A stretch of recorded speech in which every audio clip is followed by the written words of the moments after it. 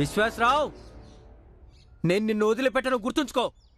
ఎందుకంటే నాకు బాగా తెలుసు నువ్వు వాళ్ళకి అమ్ముడు పోయావని. నువ్వే మన జాతికి ప్రతినిధిగా ఉంటే అప్పుడు మన జాతిని ఇంకా హీనమైన స్థితికి తీసుకుని వెళ్తావు. ఇదిగో వీళ్ళున్నారే, నీకు జేజేలు కొడుతూ చప్పట్లు చరుస్తున్నారు కదా. బహుశా వాళ్ళకి ఈ విషయం తెలియదు అనుకుంటాను, కానీ నాకు మాత్రం తెలుసు. నువ్వు నీ ఆలోచనలతో కాదు, నీ కుయుక్తులతో గెలిచావు.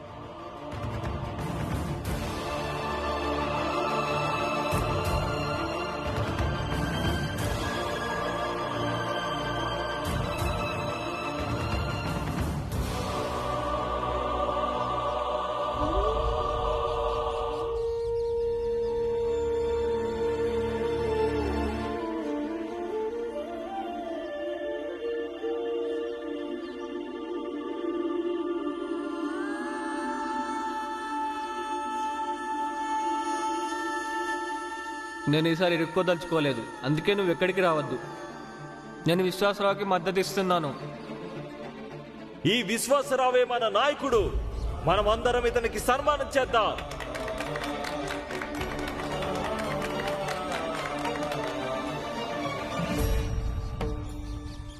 భీమ్కి 37 ఓట్లు వచ్చాయి.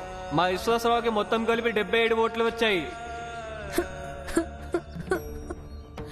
విశ్వాసరావుకి విశ్వాసరావుకి జై! విశ్వాసరావుకి జై!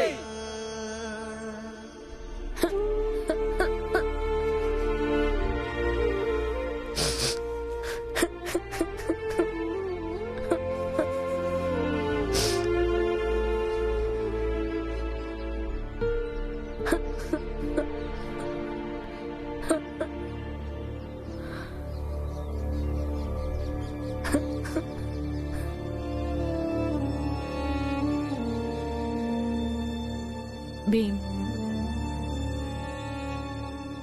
ఏడవద్దు నాన్న. అంతా మంచి జరుగుతుంది.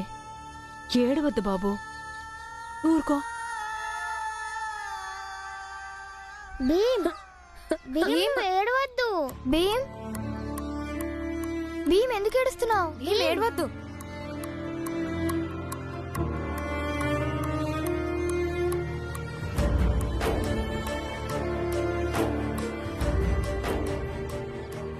భీమ్, భీమ్ ఏడవద్దు, ఊరుకో. భీమ్ బాబు, ఏ వ్యక్తి అయినా సరే ఓటమిని అంగీకరించడానికి ఎప్పుడూ వెనుకాడకూడదు.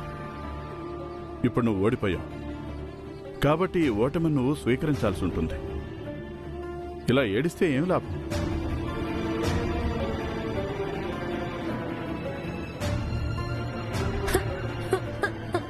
భీమ్ ఏడవకు. భీమ్ ఏడవద్దు. భీమ్ చాలా ఆపు.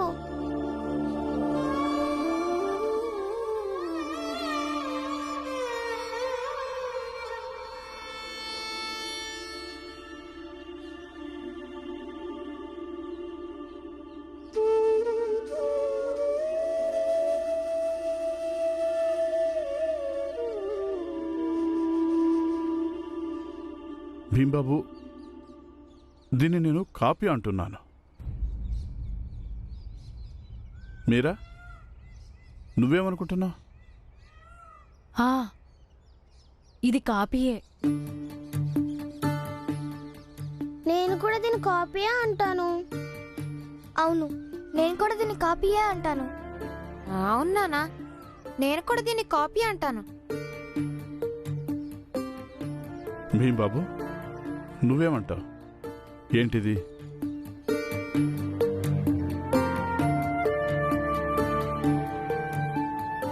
చెప్పు, నువ్వేమంటావు దీన్ని? నాన్న, ఇది కాపీ కాదు, ఇది పుస్తకం. కానీ ఎన్నికల సిద్ధాంతాన్ని బట్టి ఇది రుజువైంది, ఇది కాపీ అని. ఎందుకంటే 6గురిలో నుంచి 5గురు ఓట్లు కాపీకి పడినాయి. అయినా కూడా ఇది పుస్తకంగానే ఉంటుంది. భీంబాబు, ఎన్నికల పరిణామం పరిస్థితుల వల్ల ఉత్పన్నమైన ఒక సామూహిక ప్రతిచర్య అవుతుంది. కొన్నిసార్లు ఈ ప్రతిచర్యలో ఇష్టం అయిష్టాల రూపురేఖలు మారిపోతాయి. ప్రతిసారి మంచివాళ్ళు ఇంకా సరైన వాళ్ళు నచ్చాలన్న నియమం ఏమీ లేదు. ప్రతిచర్య ప్రభావంతో మనిషి తప్పుడు నిర్ణయాలతో తప్పుడు వ్యక్తులను ఇష్టపడతారు. చూడు బాబు, జీవితంలో ఎన్నికలు వస్తుంటాయి, అలాగే పోతుంటాయి. కానీ మనిషికి ఏదైతే వ్యక్తిత్వం ఉంటుందో, ఏదైతే జ్ఞానం ఉంటుందో, మనిషి మనసులో ఏదైతే నిజాయితీ ఉంటుందో వాటిని వదులుకోకూడదు. ఈ ఎన్నికలనేవి తాత్కాలికం. మన వాళ్ళందరూ మనల్ని సమర్థించాలన్న ఆశ కూడా పెట్టుకోకూడదు. అందుకని బాధపడడానికి ఒక్క కారణం కూడా కనిపించడం లేదు నాకు. కానీ నాన్న, విశ్వాసరావు ఒక ప్రతినిధి రూపంలో మన వాళ్ళ కోసం ఎలా పనిచేస్తాడు? అసలు అతను... చూడు బాబు, మనం ఈ విషయం గురించి మాట్లాడటం లేదు. విశ్వాసరావు ఏం చేయగలడో ఏమి చేయలేడో, ఇంకా రేపు దీని అంతం ఏమవుతుందని. ఈ విషయాలన్నీ విశ్వాసరావు గెలుపుకు సంబంధించిన విషయాలు. నేను నీ గురించి మాట్లాడుతున్నాను, నీ ఓటమి గురించి మాట్లాడుతున్నాను.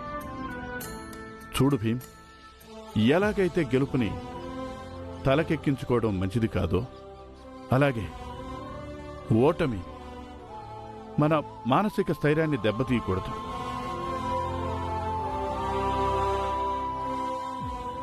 మీరా, ఈరోజు పాయసం ఉంట. మనం భీమ్ ఓటమి సంబరాన్ని పాయసం తిని జరుపుకుందాం.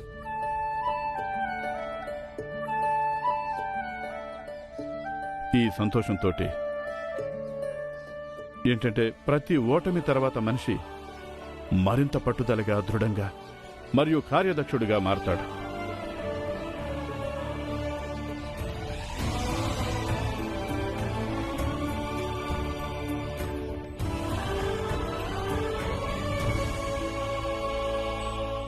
మీరా, నువ్వు పొయ్యి దగ్గర అన్ని సిద్ధం చేసుకో, నేను సరుకులు తీసుకొస్తాను.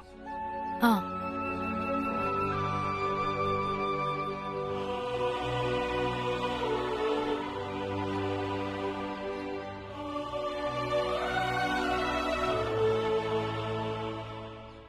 గోపాల్, నేను పాలు, బెల్లం, బియ్యం తీసుకొస్తాను.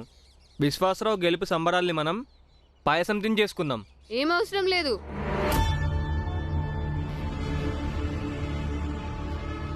అబ్బా బాలా అన్నయ్య, నిన్నేగా పాయసం చేసుకొని తిన్నాము. ప్రతిరోజు పాయసం తింటే ఏం బాగుంటుంది చెప్పు? ఇక అది కాక మీకు మాకు మధ్య ఎలాంటి సంబంధమైనా ఉండని, అది వంటింటి దాకా రాకపోవటమే మంచిది. బాలా, అది గోపాల్ ఇంకా విశ్వాసరావు ఇద్దరు చిన్నప్పటి నుంచి ఇంతే. వీళ్ళ అమ్మ బతుకున్నప్పుడు కూడా ఇలాగే వంటింట్లోకి వేరే వాళ్ళు వస్తే చాలు వాళ్ళని వెళ్ళగొట్టేదాకా ఏడ్చేవాళ్ళు, అంతే. అందుకే అలా అన్నారు. అవును బాలా అన్నయ్య, తప్పుగా అనుకోవద్దు. కానీ ఈ కలిసి తింటాలు కూర్చోటాలు వద్దులే. ఏం పర్లేదులే, నేనేదో సరదాగా అన్నాను. విశ్వాసరావు, నువ్వు వెళ్ళి కాస్త విశ్రాంతి తీసుకో, బాగా అలసిపోయి ఉంటావు. సరే బాలా. నాన్న పదండి. వెళ్ళు బాలా అన్నయ్య, రేపు కలుద్దాం.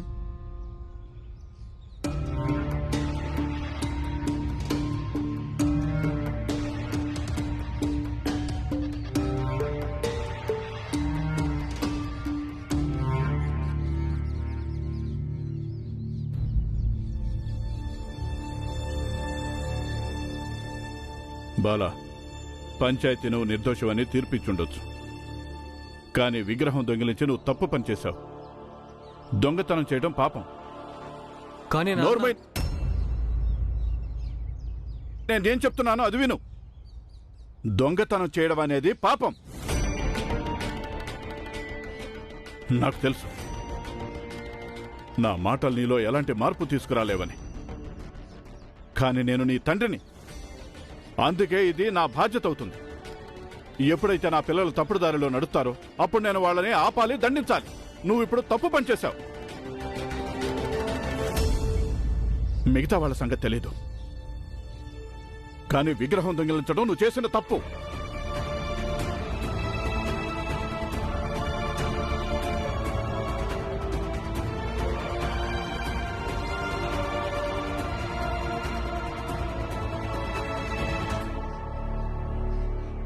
నాన్న ఇదిగో భీమ్ తీసుకో. ఆనందన్నయ్య, బాలన్నయ్య పాయసం. వద్దు, నాకు పాయసం వద్దు. ఎందుకు ఎందుకొద్దు? ఎందుకంటే మీరందరు భీమ్ ఓటమిని పండగ చేసుకుంటున్నారు. అసలు ఇది ఎక్కడ విచిత్రం అత్త? ఇంటికి పెద్ద కొడుకు వేరే వర్గంలో ఉన్నాడు, ఆ వర్గం గెలిచింది, కానీ వాడి గెలుపుకి ఎలాంటి విలువ అనేదే లేదు. అదే చిన్న కొడుకు ఓడిపోతే వాడి ఓటమిని పండగ చేసుకుంటున్నారు. అదే రోజు అమ్మ బతుకుంటే గనక అప్పుడు ఇలా జరిగేదే కాదు ఈరోజు ఇక్కడ జరుగుతున్నట్టు. నాకు తెలుసు నా మాటల్ని ఇక్కడున్న వాళ్ళు ఎవరు గంభీరంగా తీసుకోరని, కానీ మీరందరూ నా విషయంలో ఇలా చేయడం చాలా అన్యాయం, అక్రమం. ఈ విషయాన్ని నేను జీవితాంతం మర్చిపోను. బాలా అన్నయ్య,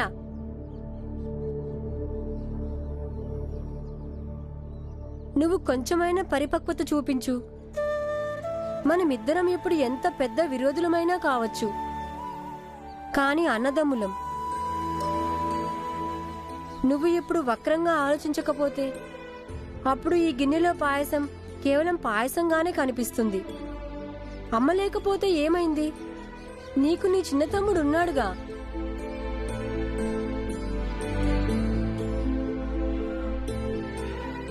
నువ్వు కూర్చొని పాయసం తిను, లేకపోతే నేను కూడా తినను. ఎక్కువగా ఆలోచించకు, వచ్చి కూర్చో.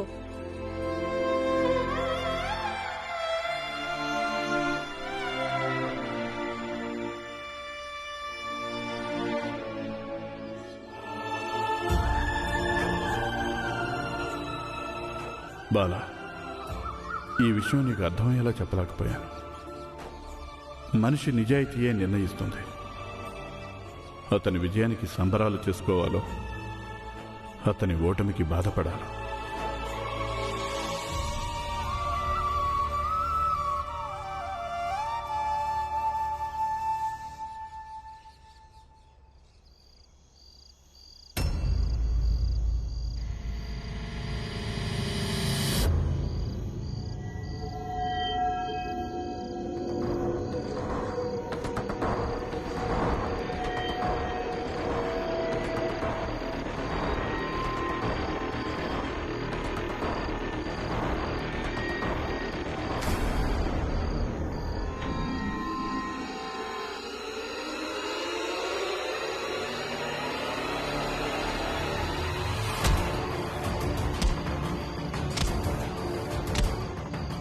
విశ్వాసరావు, నేను నీకు చెప్పాను కదా, దీన్ని నువ్వు తెలియపెట్టను.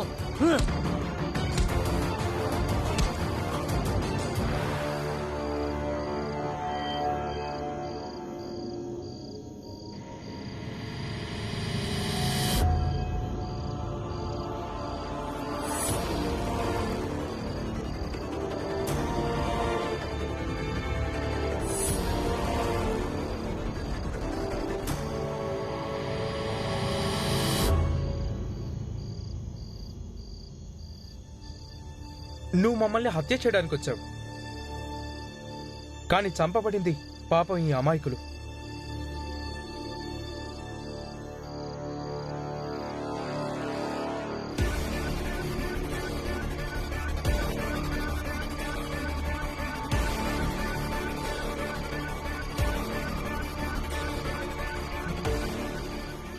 ధన్యవాదాలు పురంజన్ బాబాయ్.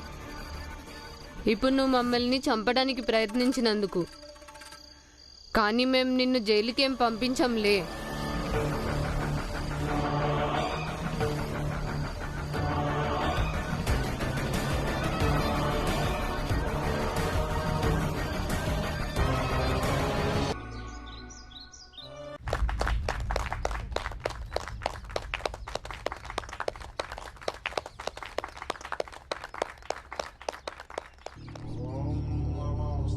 నీకు స్వాగతం విశ్వాసరావు. మేమందరం కలిసి ఈ పంచాయతీకి నిన్ను స్వాగతిస్తున్నాం. చిన్న జాతి వాళ్ల ప్రతినిధి హోదాలో ఇప్పుడు మనందరం కలిసి కొన్ని నియమాలు, కొన్ని నిబంధనలు చేసుకుందాం. మనం ఈ సమాజంలో ఎలా ఉండాలి అన్న అంశం మీద. దానివల్ల ఈ ఇరు జాతుల ప్రజల జీవితాలు సరళమవుతాయి. అలాగే స్వామీజీ. భీమ్రావ్ ఇంకా రామ్జీ సత్పాల్ రాలేదా? వాళ్ళు రారు సేటు గారు. నేను ముందు నుంచి చెప్తూనే ఉన్నానుగా, భీమ్రావ్ ఇంకా వాడి బాబు రామ్జీ ఇద్దరికిద్దరు ఎంతో స్వార్థపరులు.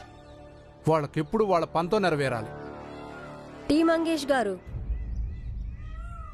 మేము ఎలాంటి వాళ్ళమో కాదు అని మీరు గొంతు చించుకొని మీరు మీ శక్తిని ఎందుకు వృధా చేసుకుంటున్నారు? మా తండ్రి కొడుకులిద్దరం అసలు ఇక్కడికి వచ్చేవాళ్ళం కాదు. కానీ భీమ్ చెప్పాడు మన జాతి గురించి చర్చ జరుగుతోందని. అందుకే వచ్చాం ఇద్దరమే. చూద్దామా ఏం మాట్లాడుకుంటున్నారు. మంచి పని చేశారు. మీరిద్దరూ వచ్చి ప్రస్తుతం 3 అంశాల మీద ఇక్కడ చర్చించుకోవాలి. మా విన్నపం ఏమిటంటే వాటిని అందరూ శ్రద్ధగా వినండి.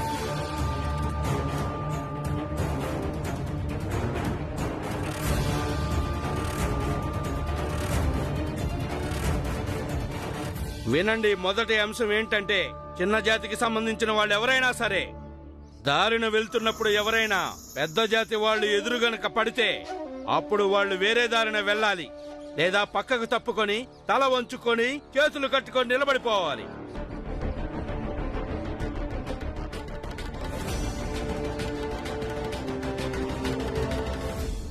ఎందుకు? మేం మనుషులం కాదా? ఇది జరగని పని. భీమ్రావ్, నువ్వు చాలా పెద్ద పెద్ద మాటలు మాట్లాడతావు కదా, మరి ఇప్పుడు అతను ప్రతినిధిగా ఉంటే అతనికి గౌరవం ఇవ్వవే?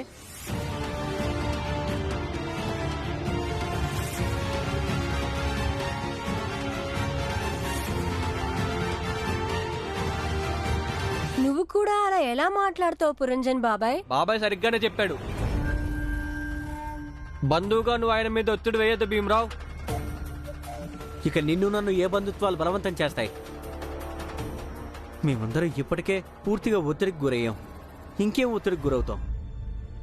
చూడు రామ్జీ, మనం ఇలాగే భావాలంటూ పోరాటం చేస్తే ఒక్కటి గుర్తుంచుకో, ఆ భావాలను ఒప్పించడానికి కూడా శక్తి సామర్థ్యాల అవసరం ఎంతగానో ఉంటుంది. ప్రస్తుతం అది నీ దగ్గర లేదు. పురంజన్ బాబాయ్, నువ్విలా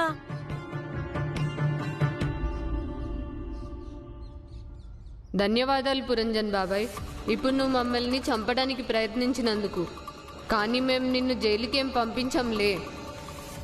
కానీ నువ్వు మా కోసం ఒక పని చేయాల్సి ఉంటుంది. కానీ మీ జాతి వాళ్ళు మమ్మల్ని చూసి బలవంతంగా మమ్మల్ని రెచ్చగొడతారు.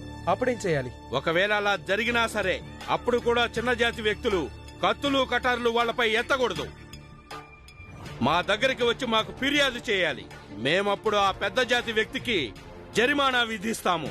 ఇంకా వాళ్ళు శుద్ధీకరణం అనే కఠిన ప్రక్రియని భరించాల్సి ఉంటుంది. సరే, అయితే మీ దారిలో మీరు నడవండి, మా దారిలో మేము నడుస్తాం. ఏమంటారు పెద్దలారా? అలాగే, సరే.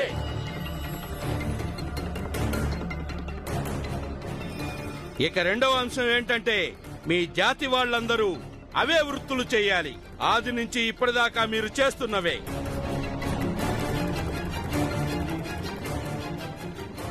ఎందుకంటే మా పెద్ద జాతి వాళ్ళకి దీని మీద అభ్యంతరం ఉంది.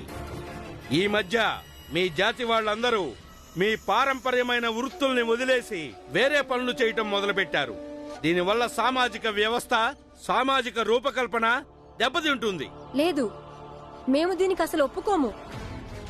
మీరు సామాజిక వ్యవస్థని కేవలం మీకు అనుకూలంగా మీకు మేలు జరిగే విధంగా ఏర్పాటు చేశారు. దానివల్ల మా జాతికి కేవలం నరకం తప్ప ఇంకేమీ లేదు. మేము దీనికి అస్సలు ఒప్పుకోము.